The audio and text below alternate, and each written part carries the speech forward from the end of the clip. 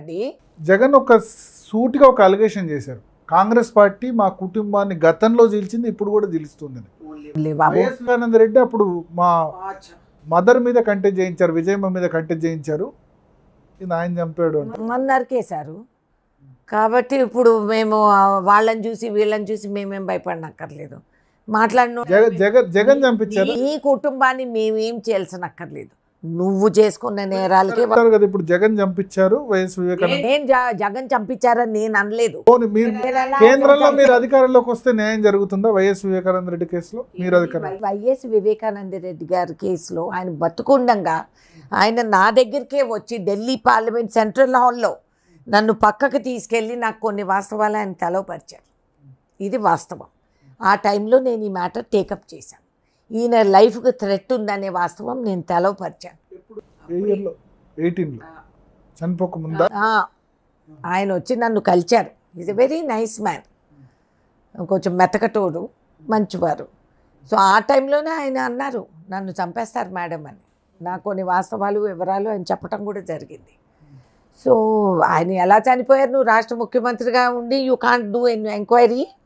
నీ కుటుంబమే కదా, నీ కుటుంబాన్ని మేము చీలుస్తున్నామంటున్నావు. నీ కుటుంబంలో మీ బాబాయ్ మరణిస్తే నువ్వు అంత నిస్సహాయం ముఖ్యమంత్రివా? Why you are not doing enquiry?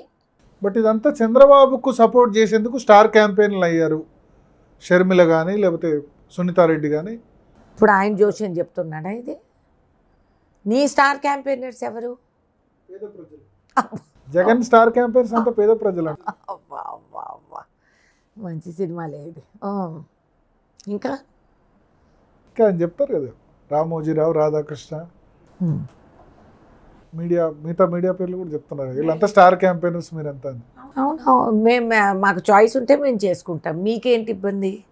మీరు ఇచ్చిన ప్యాకేజీలు, మీరు ఇచ్చిన అడ్వర్టైజ్మెంట్లు, దాంట్లో ఇన్ని సంవత్సరాలుగా నడుస్తూ ఉన్న రైతులు, అమరావతి రైతులు చేస్తూ ఉన్న అంత డిసిప్లిన్, హిస్టారిక్ మూవ్మెంట్ అది. That should be documented. అది జరుగుతూ ఉంటే ఒక్క మాట బయటికి రానివ్వలేదే. నువ్వు ఫుల్ పేజ్ యాడ్స్ ఇచ్చి అన్ని పేపర్లకి. కాంగ్రెస్ రాహుల్ గాంధీ ఎందుకు గట్టిగా ఫైట్ చేయట్లేదు?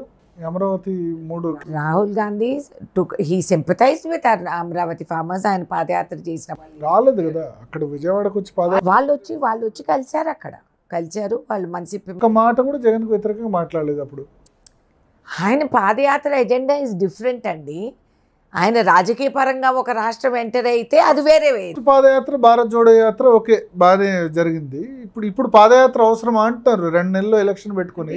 ఎవరు పర్మిషన్ కావాలి మాకు ఎవరు హెడ్ క్వార్టర్ లో కూర్చోకుండా ఇప్పుడు ఎందుకు పాదయాత్ర? ఎవరి అడ్వైజర్ స్వామి? మమతా బెనర్జీ అటెండ్ కాలేదు. నితీష్ కుమార్ బీహార్లో అడుగు పెడితే ఆయన వెళ్ళిపోయారు. మమతా బెనర్జీ పార్టీ అక్కడ కారు మీద రాళ్లు విసిరిన సిచ్యువేషన్.